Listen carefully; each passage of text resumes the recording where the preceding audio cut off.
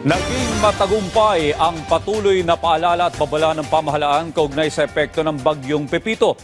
Nakapagtala kasi ang lalawigan ng Aurora ng zero casualty sa kabila ng iniwang malaking pinsala nito. Yan ang ulat ni Benji Durango. Live, Benji.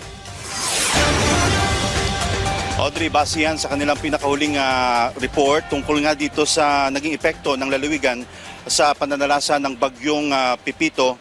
Tama ka, zero casualty ngayon. Yan ang good news, zero casualty sa kanilang probinsya. Kung hindi raw sa mga sako ng buhangin na ito, hindi makakaligtas ang bahay ni Mang Roberto. Diskarte niya ito matapos marinig ang balita na malakas ang bagyong paparating.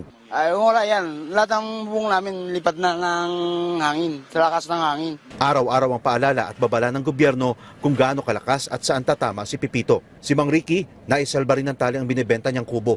Kaya lang ang mismong bahay niya gumuho. Inuna ko muna ito bago yun.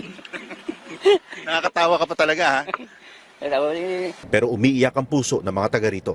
Sa ngayon, medyo nag-iisip ko paano namin tulong-tulungan itong mga anak ko na iayos.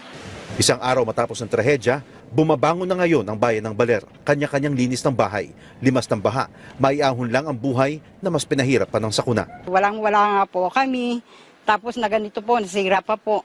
Ang makasaysayang simbahan ng Baler naging evacuation din nung linggo. Bukod sa tulong ng gobyerno, nagbabayanihan din ngayon ang lahat para alalayan ang nalugmok na bayan. Masaya ang Kura Paroko, walang nadisgrasya kahit pa napakalakas ng bagyo. Hindi sila naging pabaya at lagi silang nagpapaalala.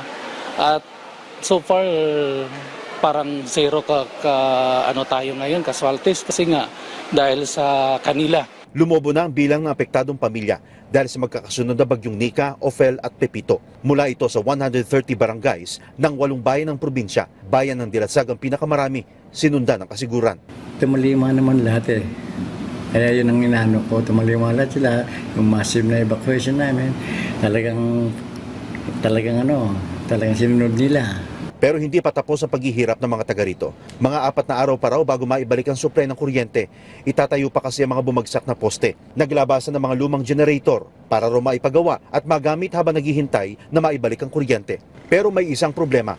Kakaunti na ang supply ng krudo sa bayan. 1 hanggang 2 araw na lamang daw ang itatagal ng kanilang supply. Depende po sir kasi may mga puno pa pong nakabara sa kalsada. Kaya ang LGU at probinsya nagsimula na rin mag-clearing ng debris sa kalsada. Pakay nilang agad mabuksan ang main highway para makapasok agad ang saklolo sa Aurora.